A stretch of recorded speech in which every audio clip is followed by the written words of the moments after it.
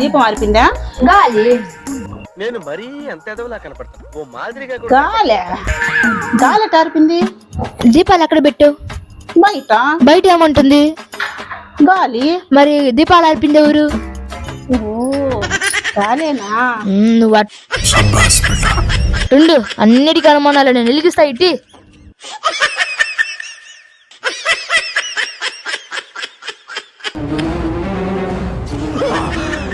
అమ్మ జర్ర ఉంటే చచ్చిపోతుంటా.